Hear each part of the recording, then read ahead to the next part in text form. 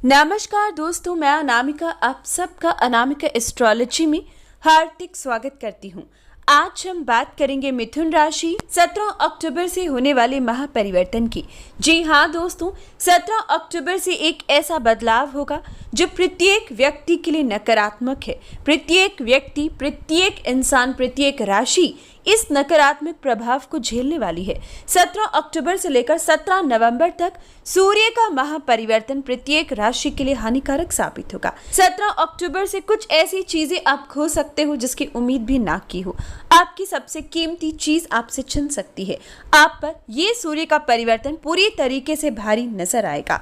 दोस्तों, हर चीज इंसान को नहीं मिलती। हम मानते हैं कि बुध का परिवर्तन आपके लिए बेहद खास है, कई प्रकार से लाभ और संपत्ति आपको इस समय देगा, लेकिन सूर्य का परिवर्तन 17 अक्टूबर से आपसे बहुत कुछ छीन भी सकता है। जैसे मैं आपको हमेशा बताती हूँ, कंफ्यूज बिल्कुल मत होइएगा। कई लोग कमेंट करते हैं कि कल आपने बहुत अच्छा बताया, आज आप बुरा बता रहे हो, तो ऐसा क्यों? तो दोस्तों, मैं दोबारा से आपको याद दिलाना चाहूंगी, आपके परिवार में अगर 6 मेंबर हैं, हर इंसान एक जैसा आपके साथ नहीं हो सकता। 3 लोग आपसे बहुत अच्छे से बात करते होंगे, आपसे बहुत प्रेम, आपसे बहुत लगाव रखते होंगे, आपकी मदद के लिए तत्पर रहते होंगे, लेकिन उनमें से 3 लोग या 2 लोग ऐसे भी होंगे जो आपके लिए बेहद नकारात्मक होंगे, जिनसे आपकी बिल्कुल नहीं निपटी होगी। उनमें से एक आपके लिए न्यूट्रल होगा, कभी अच्छा कभी बुरा। तो दोस्तों, ऐसी ही ग्रहों की स्थिति है, ऐसी ही नवग्रहों की टोली है।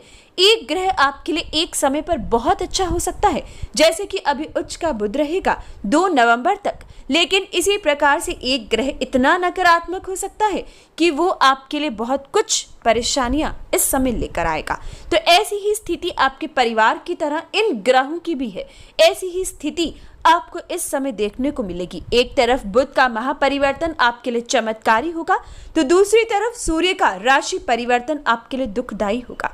तो आइए जानते हैं किस प्रकार से कौन से दुख सूर्य आपको दे सकते हैं। हालांकि कुछ लाभ भी देंगे, इसलिए ध्यानपूर्वक पूरी जानकारी देखिएगा और इसका समाधान आपको जरूर बताऊंगी, ताकि दुख आने से पहले समाधान कर लो और इस परेशानी को कम से कम आप भुगतो। दोस्तों, ऐसा नहीं होता कि समाधान कर 100% आपके लिए चीजें बदल जाएं, लेकिन ये गारंटी है कि 70 to 80% समाधान से, उपाय से आप चीजों को बेहतर कर पाओगे और नकारात्मक ऊर्जा को समाप्त कर पाओगे। तो आइए जानते हैं कैसी रहेगी ये स्थिति, कब से शुरू होगी, कब समाप्त होगी और कौन सा पल आपको ध्यान देना होगा।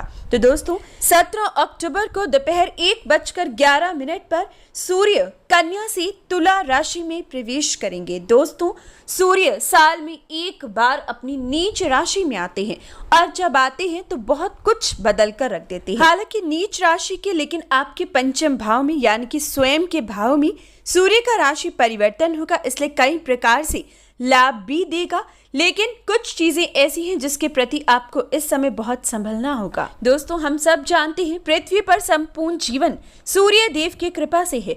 आकाश में रोशनी, पृथ्वी में गर्मी, राजा, तपस्वी, सत्यपालन, परोपकार और प्रकृति का स्वामी सूर्य ही है। सूर्य है तो उजाला है, वरना पूरी धरती अंधकार में डूब जाती है। सूर्य सदैव एक दिशा में चलता हुआ दिखाई देता है। गुरु के ज्ञान एवं भाग्य की नींव सूर्य की देन है। हवा को हर सांस तक पहुंचाने का कार्य गुरु का है, लेकिन उसका रास्ता भी सूर्य से ही जाता है।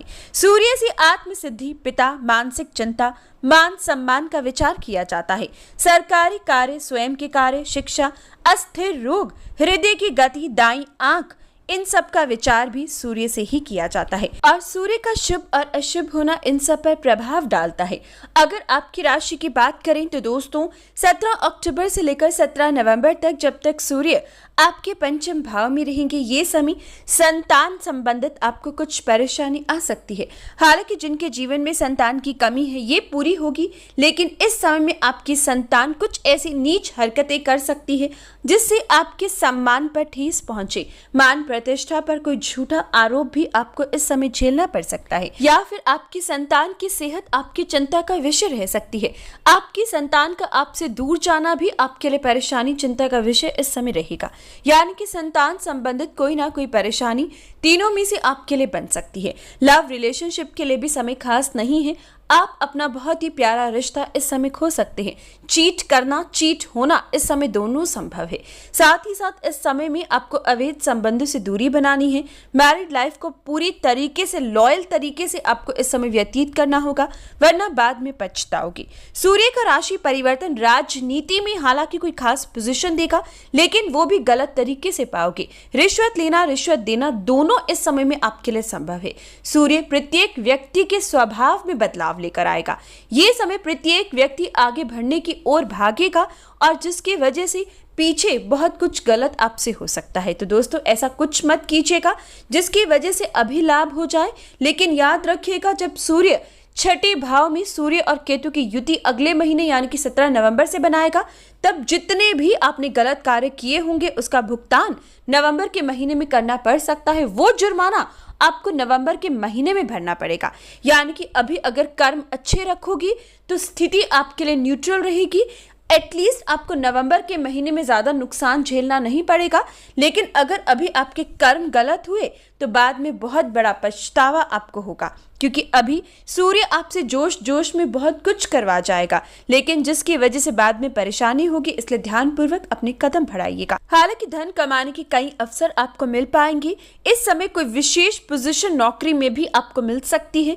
ये समय खास तौर पर इलेक्ट्रिकल, इलेक्ट्रॉनिक का काम, खेलकूद का, डिफेंस का, सरकारी काम आपके तेज गति से बनेंगे। इन क्षेत्रों में अधिक आपको लाभ होगा।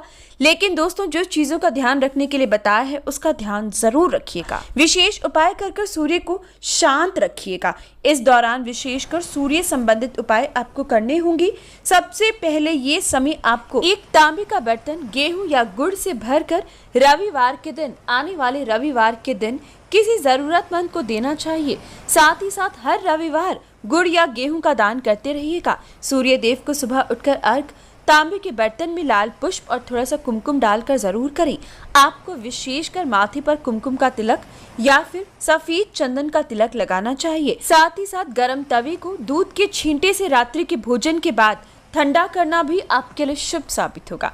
तो ये था आपके लिए सूर्य का महापरिवर्तन। हर अच्छी बुरी खबर के लिए कमेंट बॉक्स में जय सिया राम जरूर लिखा करें।